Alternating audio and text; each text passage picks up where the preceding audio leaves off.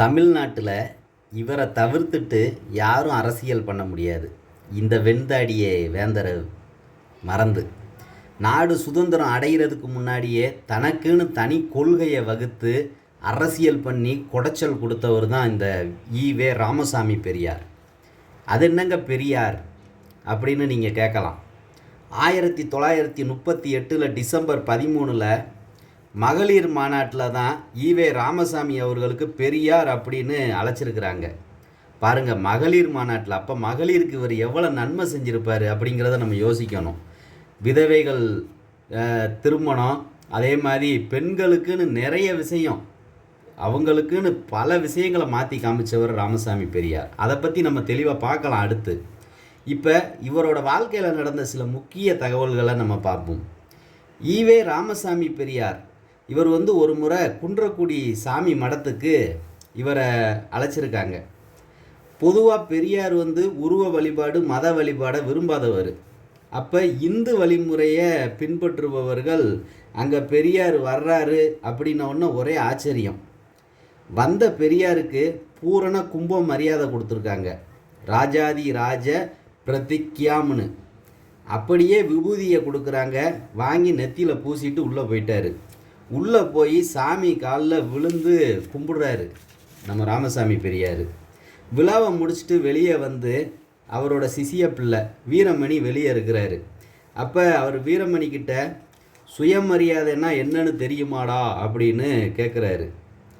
அவன் சுயமரியாதையை நம்ம கெடுக்கக்கூடாது, நம்ம நாத்தியம் பேசலாம், அதுக்காக அவன் சுயமரியாதையை நம்ம கெடுக்கக்கூடாது. அவன் கூப்பிட்ருக்கான், அவன் இடத்துக்கு நம்ம வந்திருக்கோம், அவங்க நம்பிக்கையை கெடுக்கக்கூடாது நம்ம, அதுதான் சுயமரியாதை அப்படின்னு சொன்னாராம். உண்மையிலேயே பரவாயில்லைங்க, இது தேவைன்னா எடுத்துக்கோ, இல்லைன்னா விட்டுரு. இந்த காலத்தில் சொன்னால் அப்படித்தான்.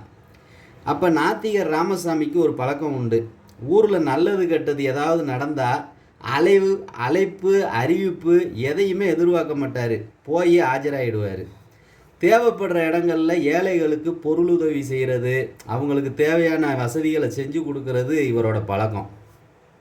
ஒரு முறை ஈரோட்டில் தேவஸ்தான கமிட்டிக்கு இவரை பொறுப்பாக தேர்ந்தெடுத்திருக்காங்க. அப்போ அந்த தேவஸ்தான கமிட்டி பொறுப்பு வந்தவுடனே இவர் மறுக்கலை. சரி வரட்டும், எதுனாலும் பார்த்துக்கிடுவோம் அப்படின்னு அந்த பொறுப்பை ஏற்றுக்கிட்டார். அப்போ நீங்கள் கேட்கலாம், இப்போ நம்ம ஒன்று நினைப்போம், அவர் நாத்திகர், இதை எப்படி ஏற்றுப்பாருன்னு நினைப்போம். ஆனால் அவர் சரின்னு ஏற்றுக்கிட்டார். அப்போ ராமசாமி பெரியார் தேவஸ்தான பொறுப்பு செயலாளர் ஆகும்போது கஜானாவில் 10 பைசா கிடையாது அந்த கோயிலில். பார்த்துக்கோங்க, இதை நல்லா குறித்து வச்சுக்கிடணும். கஜானாவில் 10 பைசா கிடையாது. இவர் நிர்வாகம் செஞ்ச காலகட்டத்தில் திறமையான நிர்வாகம், நேர்மையான நிர்வாகத்தை கொடுத்து அவர் வெளியே வரும்போது அந்த கோயில் கஜானாவில் எவ்வளோ இருந்துச்சு தெரியுமாங்க? 40,000.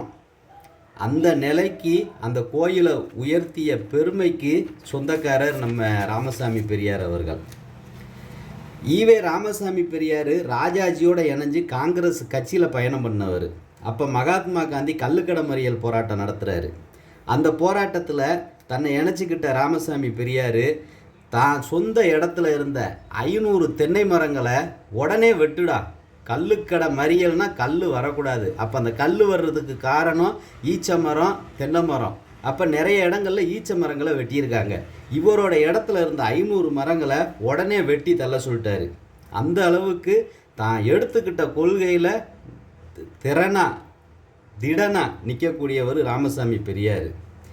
அப்போ பார்த்திங்கன்னா அந்த காங்கிரஸில் பயணம் பண்ணும்போது இவர் நாத்திகம், உருவ வழிபாடு எதிர்ப்பு, ஜாதி ஏற்றத்தாழ்வுக்கு எதிர்ப்பு, சுயமரியாதை பற்றிய பேச்சு, இதெல்லாம் காங்கிரஸ் கட்சியில் ரொம்ப நெருடலை ஏற்படுத்துது. அவங்களுக்கு இதெல்லாம் பிடிக்காது. அப்படி சூழ்நிலையில் இவர் காங்கிரஸ் கட்சியை விட்டே வெளியே வந்துட்டார். அப்படி வெளியே வந்தவர் இவர் என்ன சொல்லியிருக்காரு, இந்த பேருக்கு முன்னாடி இப்போ கூப்பிடுறாங்கல்ல தோழர்னு, அந்த வார்த்தையை கொண்டு வந்தவது பெரியார் தான். இந்த அவங்கள ஸ்ரீமான், மகான் அப்படின்லாம் கூப்பிட்டுக்கிட்டு இருந்தாங்க. அப்போ யாரையும் அப்படி இன்னுமே கூப்பிடக்கூடாது, தோழர் அப்படின்னு மட்டும்தான் சொல்லணும் அப்படிங்கிற அந்த வார்த்தையை கொண்டு வந்தவர் ராமசாமி பெரியார் தாங்க. உண்மையிலேயே பாருங்கள், 1000 தான் அவர் பற்றிய விமர்சனங்கள் இருந்தாலும் அவர் எத்தனை நல்ல விஷயங்களை கொண்டு வந்திருக்காரு. அன்னைக்கு அவர் அந்த பகுத்தறிவு பகலவன் நம்ம அவரை சொல்லுவோம். அந்த பகுத்தறிவை ஊட்டுற போய் தான் இன்னைக்கு இவ்வளோ மாற்றங்கள் வந்திருக்கு. மீண்டும் அதிகம் பார்க்கலாம். நன்றி.